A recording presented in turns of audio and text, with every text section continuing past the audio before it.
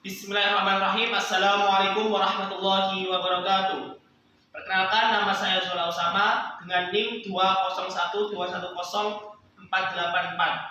Akan sedikit menjelaskan tentang materi studi fikih dari kelas 11 semester 2 tentang pernikahan.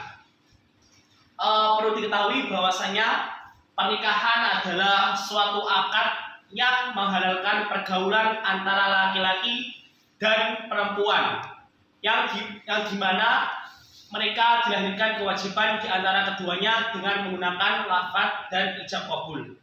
Kemudian secara arti luas, pernikahan adalah suatu ikatan lahir dan batin sesuai syariat agama Islam antara suami dan istri guna untuk menyusun rumah tangga dan mendapatkan sebuah keturunan. Adapun perintah nikah terdapat dalam Quran surah An-Nisa ayat 3 yang menjelaskan bahwasanya apabila kamu berlaku adil, maka kamu boleh menikahi 2, 3 atau 4. Dan kemudian apabila kamu khawatir berlaku adil, maka pilihlah salah satu di antaranya ataupun pilihlah hamba sahaya supaya kamu tidak terdapat kezaliman di antara rumah tanggamu itu. Kemudian jumhur ulama menjelaskan bahwa hukum nikah itu terbagi menjadi 5. Yang pertama, sunnah. Sunnah itu sendiri menjelaskan bahwasanya apabila seorang laki-laki itu mampu secara finansial, mampu secara jasmani dan rohani, akan tetapi tidak takut terjerumus dengan praktik perzinahan.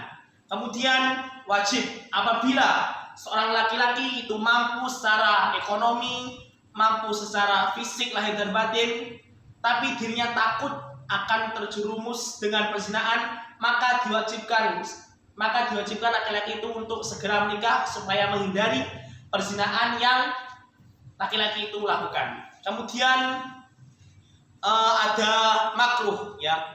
Makruh itu sendiri seorang laki-laki itu tidak mempunyai bekal untuk menikah, namun dirinya secara mental dan fisik setelah siap untuk menikah. Dan yang keempat ada haram. Apabila tujuan menikah itu hanya untuk menyakiti seperti KDRT ataupun kekerasan yang akan dialami oleh perempuan, kemudian ataupun seorang istri yang hanya ingin merenggut harta dari seorang laki-laki, maka hukumnya itu haram, yaitu mubah, ya. Mubah apabila seorang laki-laki tidak beralasan bahwa dalam pelaksanaan pernikahan itu tidak mengharamkan, kemudian juga tidak mewajibkan.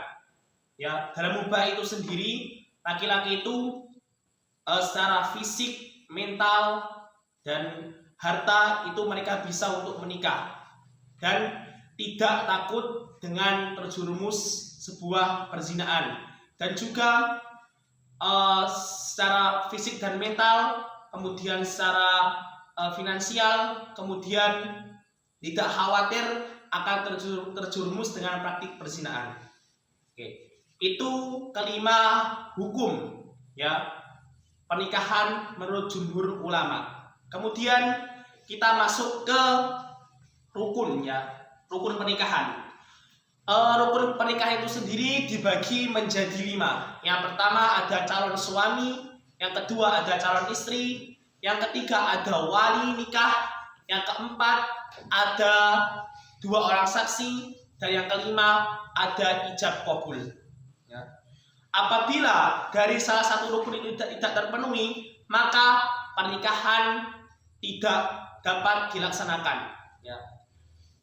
Itu rukun pernikahan. Kemudian kita masuk ke syarat pernikahan. Yang pertama, syarat calon suami, yaitu beragama Islam. Ya.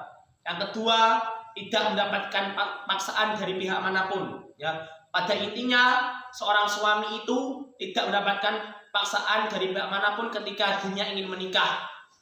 Terus yang ketiga, mengetahui bahwasanya istri yang akan dinikahi itu tidak haram untuk dinikahi.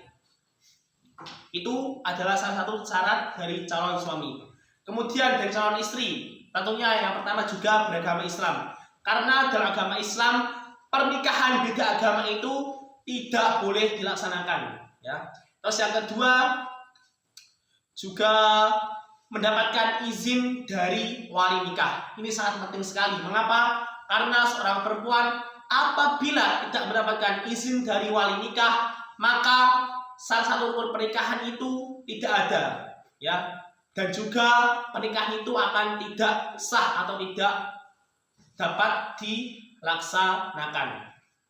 Yaitu dari calon istri. Kemudian syarat seorang wali yang pertama juga Islam, baligh, ya, berakal, dan juga dapat membedakan mana yang baik dan mana yang buruk. Itu untuk wali. Kemudian 2 orang saksi, ya, juga sama, yaitu Islam, baligh, berakal, dan juga bisa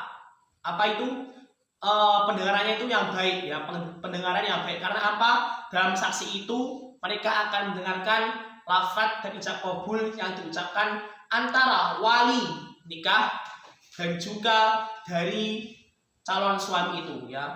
Kemudian ada ijab dan qabul. Syaratnya yaitu dilaksanakan dengan suara yang lantang dan jelas, seperti itu. Mungkin itu yang saya dapat sampaikan. Bila ada kurang dan lebihnya, saya mohon maaf. Wallahul muwaffiq ila aqwamit thoriq. Wassalamualaikum warahmatullahi wabarakatuh.